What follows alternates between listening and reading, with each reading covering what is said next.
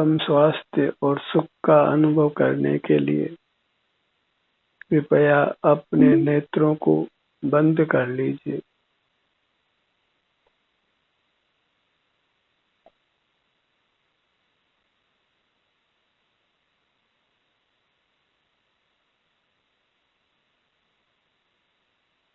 अंतर्दृष्टि कीजिए।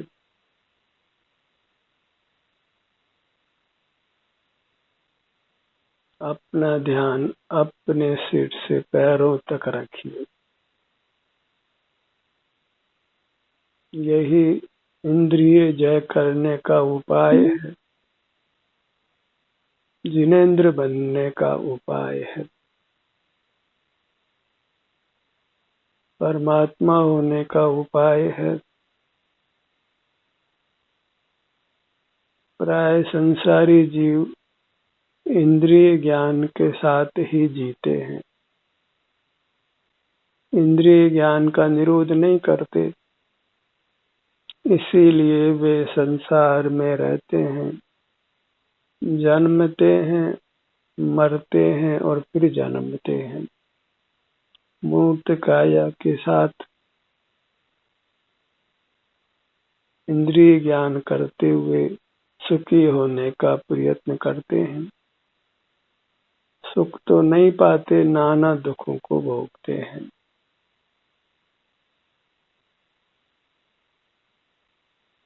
इंद्रिय निरोध करने के अतिरिक्त सुख का दूसरा कोई उपाय नहीं है।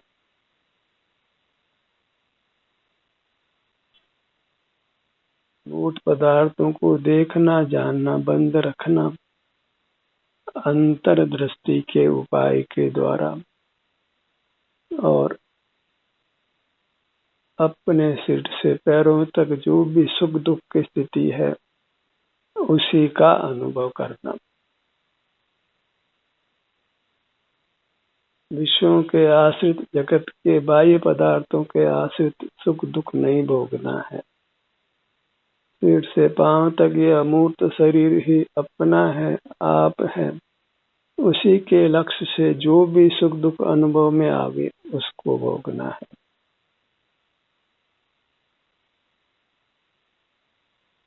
पूर्व संचित कर्म के कारण अंतर्दृष्टि करने पर हमें अपने शरीर में वेदना भी अनुभव में आ सकती है, और कर्म का विपाक नहीं हो तो आराम की स्थिति अनुभव में आती है। जो भी अपनी अवस्था है उसी को भोगते रहने से जीव संसार के दुखों से मुक्त होता है, उत्तम सुख प्राप्त करता है और परमात्मा होता है। परमात्मा ही परम सुख का अनुभव करते हैं, किसी प्रकार का कोई दुख नहीं भोगते। और परमात्मा बनने के लिए हमें मूर्त पदार्थों का सेवन बंद कर अपनी ही अमूर्त काया का अंतर्दृष्टि से सेवन करना है।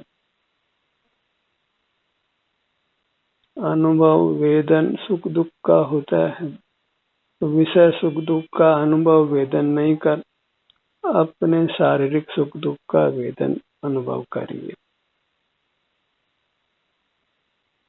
वैश्विक सुख दुख का अनुभव करने का फल संसार है, और शारीरिक सुख दुख का अनुभव करते हुए रहने का फल मोक्ष है। एक और नाना प्रकार की योनियां हैं, असह्य दुखों से भरा हुआ संसार है, और दूसरी ओर असीम अविनाशी सुख है। चुनाव अपना है कि हमको इंद्रिय ज्ञान में रहना है कि इंद्रिय ज्ञान का निरोध करना है। जितना भी ज्ञान सदमस्त अवस्था में, संसार अवस्था में है, उस सब को एक नाम इंद्रिय ज्ञान है, और इसलिए हमें सकल ज्ञान का निरोध करना है, और उसके लिए अंतर्दृष्टि कर अपने ही शारीरिक सुख दुख का अनुभव करना है। और ये अनुभव निश्चित रूप से ज्ञान नहीं है, ये अपने ही सुख गुण का परिणाम है। जो स्वाधीन है, प्रत्यक्ष है, उसको किसी ज्ञान की आवश्यकता नहीं है। पांचों इंद्रियां, मन, मस्तिष्क, इन सब की आवश्यकता अपने शारीरिक सुख दुख का अनुभव करने के लिए नहीं होती है। अब सारा जगत ही ज्ञान की महिमा में है, सारे कुएं में ही भांग पड़ी है, यह निश्चित मान लीजिए। आपको मार्ग एकाकी रूप से ही चुनना होगा और आपके साथ जगत का कोई प्राणी नहीं होगा, और आप अकेले मोक्ष मार्ग में चलने को तैयार हैं तो फिर कमर कस के चल पड़िए। इंद्रिय ज्ञान का निरोध करके, अंतर्दृष्टि करके, अपने ही आभ्यंतर अमूर्त शरीर में जो भी सुख दुख आपके अनुभव में स्वमेव आता है, उसका ही अनुभव करते हुए रहिए। इसी से बद्ध मूर्त कर्मों का क्षय होकर आप परमात्मा होते हैं और उसमें अधिक काल नहीं लगता है। थोड़े ही काल में आप सकल दुखों से मुक्त हो जाते हैं, पूर्ण सुख पा लेते हैं, परमात्मा हो जाते हैं। बस निर्णय आपका है। आप नेत्रों को बंद रखकर अपने ही शरीर में जो भी सुख दुख का अनुभव आपको मिलता है, क्या आप उसी को स्वीकार कर उसी के अनुभव रूप रहने को तैयार हैं? और यदि आप तैयार हैं तो मोक्ष मार्ग आपके लिए है, अन्यथा तो अनादि से संसार चल ही रहा है और वह चलता ही रहेगा। यदि आप बदलने को तैयार हैं तो फिर मोक्ष मार्ग आपके लिए है। और जैसे आप इंद्रिय ज्ञान से जी रहे हैं, उसी प्रकार जीना चाहते हैं तो फिर संसार मार्ग ही आपके लिए है, मोक्ष मार्ग नहीं है। फिर धर्म का कोरा स्वांग मत रचिए। कुछ तथाकथित धार्मिक क्रियाओं को करने से कुछ लाभ नहीं होने वाला है। देखा देखी का धर्म नहीं होता है। देखा देखी भेड़ें चलती है, सिंह नहीं चलता है। सिंह वृत्ति के लिए आपको अंतर्मुख, आत्म सन्मुख अकेले ही चल पड़ना है। और भीतर यदि शरीर में वेदना भी है तो उसको सहन करना है और बाहर के राग रंग के सुख को छोड़ना है। बाहर की उपलब्धियों का व्यामोह छोड़ना ही होगा। वे क्षणिक हैं और सुख सा लगता है, पर उसके साथ नाना प्रकार के दुख लगे हैं।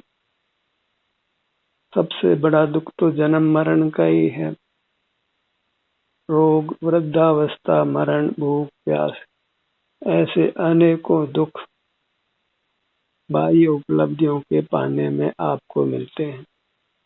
बाह्य उपलब्धियां अकेली नहीं मिलती, उसके साथ नाना दुखों को भी आपको स्वीकार करना होगा।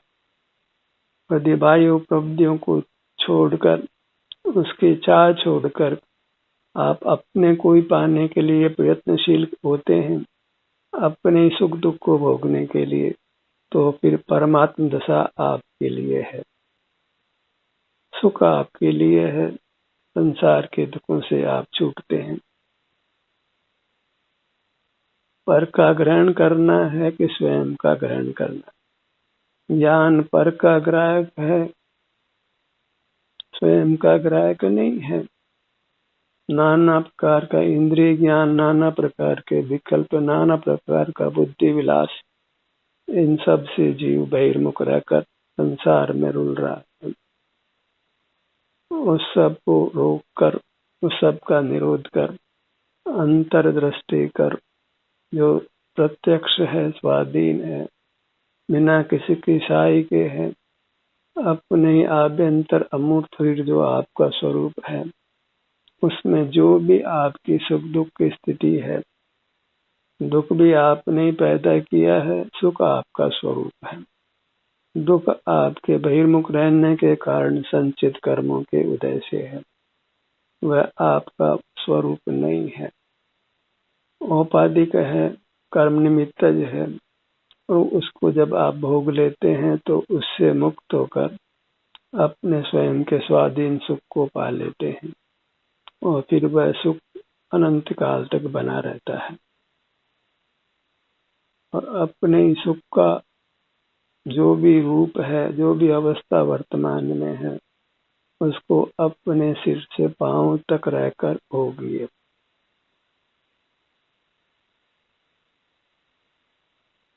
तो नेत्रों को बंद रखना है, अपने ध्यान को अपनी मर्यादा में, अपनी सीमा में, अपने विस्तार के सन्मुख करना है। स्वतः ही जहाँ वेदना विशेष होती है वहाँ ध्यान आपका जाता है। अपने ही प्रयास से अपने सिर से पैरों तक अपने हर भाग के स्वास्थ्य की स्थिति को अनुभव में लेते हुए बद्ध कर्मों से मुक्त हो सकते हैं। अपने ध्यान को अपने नाभि भाग पर लाइए, अपना मध्य भाग,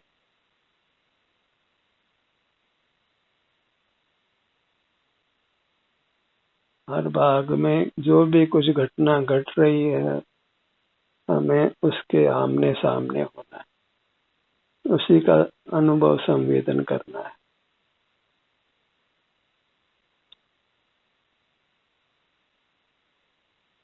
इतनी सहूलियत है मोक्ष मार्ग में, करना कुछ नहीं है सिवाय अपने सन्मुख रहने के, और जो भी अपनी अवस्था है उसको स्वीकार करने के, उसी का अनुभव वेदन करने के।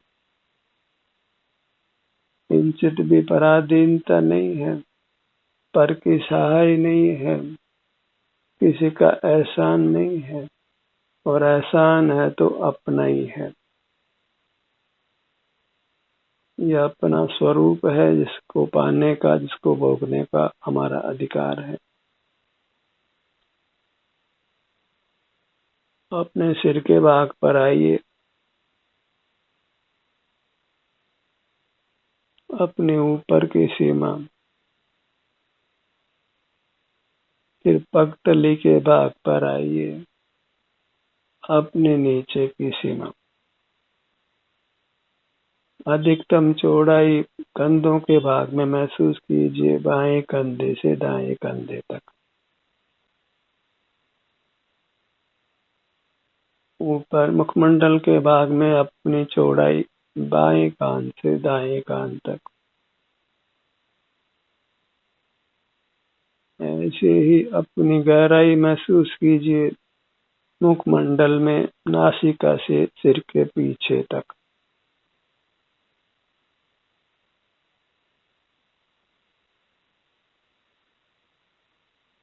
अपने धड़ भाग में आगे सीने के भाग से पीछे पीठ के भाग तक अपनी गहराई महसूस कीजिए।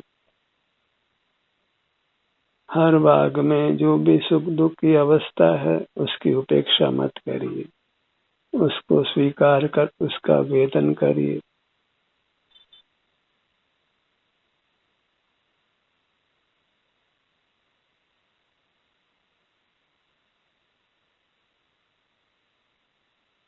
अपने ध्यान को अपने ललाट भाग पर लाइए। आप चाहें तो अपने किसी अन्य भाग पर जा सकते हैं, और जहाँ पर तीव्र संवेदना है सुख या दुख की, वहाँ पर ध्यान अपने आप जाता है।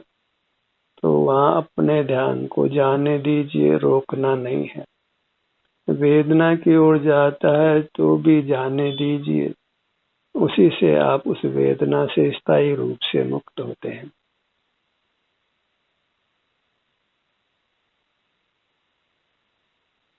और हमें वेदना उत्पन्न करने वाले कर्मों से मुक्त होना इष्ट है, क्योंकि उसी से मुक्त होकर हमारा शरीर फिर पूर्ण वेदना रहित रहता है, पूर्ण सुख रूप रहता है।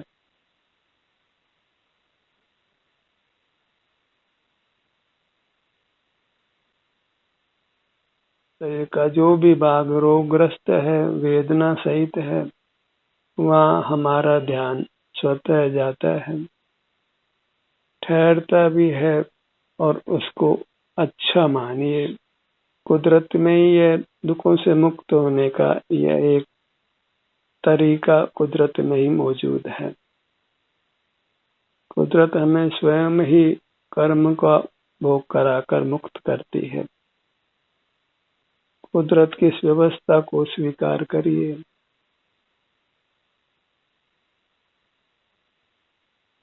अंतरोन्मुख रहना है और अंतरोन्मुख रहते हुए भले ही वेदना का अनुभव हो, हमें सैट्स अंतरोन्मुख रहना है, सैट्स वेदना को भोगना है। भले बाहर का जगत कहेगा कि वेदना को नहीं भोगना है, वेदना को क्यों भोगना है, क्यों व्यर्थ ही दुख पाना है, जबकि कोई चिकित्सा की जा सकती है, कोई दर्द निवारक दवा का सेवन किया जा सकता है, अन्य उपाय किया जा सकता है।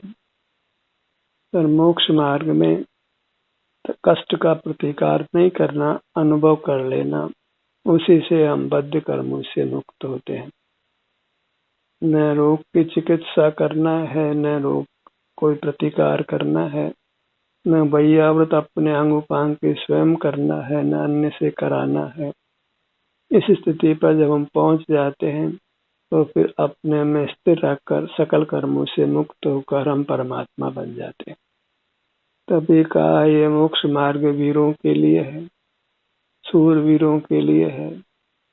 जो वीर हैं, अतिवीर हैं, महावीर हैं, वे ही परमात्मा होते हैं। और वीरता कोई लड़ने की नहीं है, वीरता बस अंतरोन्मुख अपने शरीर में कोई वेदना है उसको भोगते हुए रहने की है, सहनशील रहने की है। मारणांतिक पीड़ा होने पर भी जो पराधीन नहीं होते, उस पीड़ा को ही सह स्वीकार कर लेते हैं, तो वे कर्म क्षय कर परमात्मा हो जाते हैं।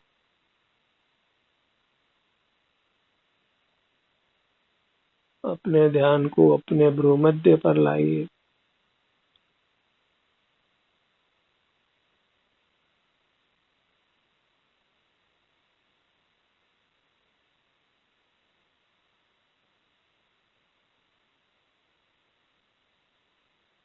संसार के प्राणी किंचित भी दुख भोगना नहीं चाहते। वो तो ठीक है, लेकिन दुख आने पर सहिष्णु नहीं रहते, ये उनके लिए बहुत दुख का कारण है। मोक्ष मार्ग में प्रवृत्त होने के लिए सहिष्णुता एक अनिवार्य अंग है। मोक्ष मार्ग का अंतर्मुख रहना और सहिष्णु रहना, इन दो से मिलकर ही वह परमात्मा होता है।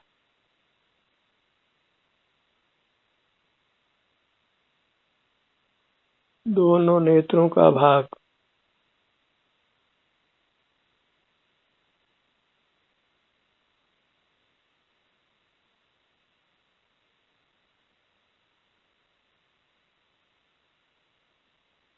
सुखी होने के जगत में नाना प्रकार के उपदेश मिलते हैं, पर उपदेश कुशल बहुतेरे, और उनके उपदेशों को जगत सुनता भी है। पर जो यथार्थ मोक्ष का मार्ग है उसको कोई विरल प्राणी ही ग्रहण करते हैं। पूरे संसार में 2, 3, 4 में अति अल्प जीव ही मोक्ष मार्ग को पाते हैं और उस पर चलते हैं। इसलिए किसी की सहमति की अपेक्षा मत रखिए, किसी के संग की अपेक्षा मत रखिए, कोई इसकी अनुमोदना करे इसकी भी अपेक्षा मत करिए। अकेले चलो रे। मोक्ष मार्ग में अकेले चलने के लिए ही तैयार होना होगा, क्योंकि अत्यंत अल्प राशि ही न के बराबर मोक्ष को तीनों कालों में पाती है। सागर में से जैसे कोई बूंद उड़ जाती हो तो सागर कहीं कम नहीं हो जाता है। ऐसे संसार जो का त्यों बना रहता है, किंचित भी कम नहीं होता है। अनंत जीवों से भरा हुआ यह संसार, उसका अंत कैसे आ सकता है? कितनी जीव राशि मुक्त हो जाए थोड़ा थोड़ा करके, तो भी इस संसार में अनंत जीव बने रहेंगे, तो अनंत का अंत नहीं आता है। इसलिए आप समझे कि हम जगत को सुखी कर देंगे, तो वह सोच हमारा सराहनीय नहीं है, निरर्थक है। हर जीव स्वयं अपने सन्मुख रहकर अपने को परमात्मा बना सकता है। इतनी सहूलियत है। लोक में भी हम अपने घर वालों के लिए ही भोजन बनाते हैं। सारी दुनिया के लिए तो भोजन कोई नहीं बनाता है, बना सकता भी नहीं है। कितने लोगों को आप भोजन करा सकते हैं अनंत जीवों के सामने?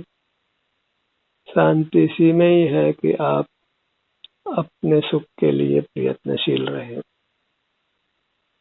क्योंकि परसन्मुख होने से न पर सुखी होता है न हम सुखी होते हैं। पर भी हमारे निमित्त से दुखी होने वाला है और हम भी दुखी होने वाले हैं। दूसरों को सुखी करने के प्रयत्न में दूसरा दुखी भी हो जाता है और हम भी दुखी हो जाते हैं। इसलिए उत्तमा स्वात्म चिंता, अपने सुख की चिंता करना ही उत्तम है। सब सत्य बोले तो सारा जगत सत्य बोलने लगेगा, और हम तो स्वयं सत्य नहीं बोले औरों से अपेक्षा करें तो एक भी जगत में सत्य बोलने वाला नहीं होगा।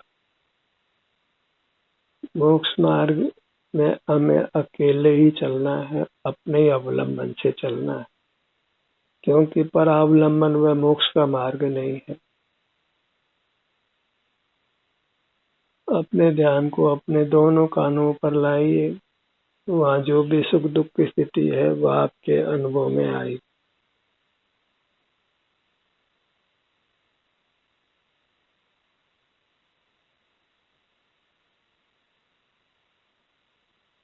अपने सन्मुख रहते हैं तो बद्ध कर्मों से आप मुक्त होते जाते हैं। जैसे जैसे कर्मों से मुक्त होते जाते हैं, वैसे वैसे बंधन शिथिल होते हैं, और बंधन कम होता है तो हमको आराम मिलता है, और जब पूर्ण बंधन नष्ट हो जाता है तो पूर्ण आराम मिल जाता है। अपने नासिका भाग पर आइए,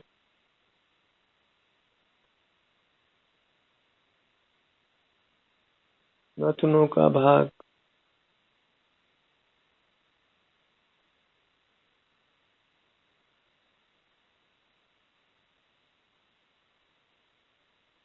संसार के सब प्राणी मूर्त में मिले हैं और मूर्त को विषय बनाते हैं, और इस परंपरा का अंत नहीं आता। कोई विरल जीव मूर्त पदार्थों को विषय बनाना बंद करके अपने विस्तार से युक्त होकर वहाँ जो भी सुख दुख की स्थिति है उसका अनुभव करते हुए रहता है, और वही फिर संसार से पार होता है, संसार के दुखों से मुक्त होता है। अपने ध्यान को अपने मुंह पर लाइए, दोनों होठों का भाग,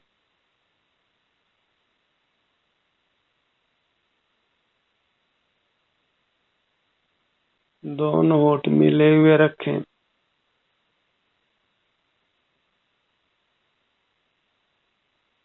हर भाग की संवेदना का अनुभव करना है, अर्थात हमको बहिर्मुख नहीं होना, क्योंकि अंतर्मुख रहते हैं तो वो संवेदन स्वमेव होता है, करना नहीं होता है।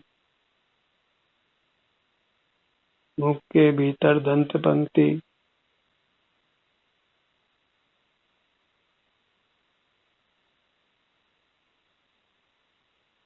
जीवा का विस्तार आगे, मध्य में और पीछे।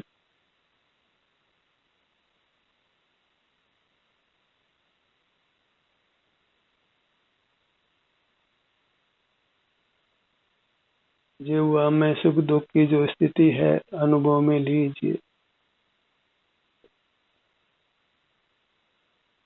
जिह्वा पे जो संवेदन है वह वास्तव में अपने पूरे शरीर की स्थिति को दर्शाता है, मुख्य रूप से पाचन संस्थान की स्थिति को।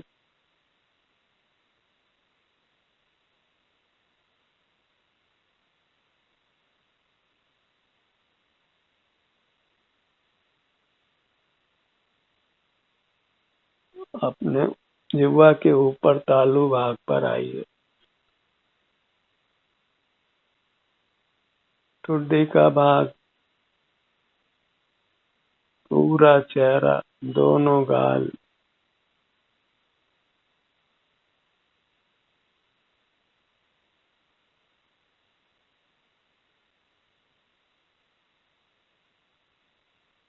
कंठ का भाग, नीचे पूरे धड़ भाग को अनुभव में लीजिए। आगे ऊपर नीचे, पीछे ऊपर नीचे, बाईं ओर और दाईं ओर। अपनी दोनों भुजाओं को लक्ष्य में लीजिए।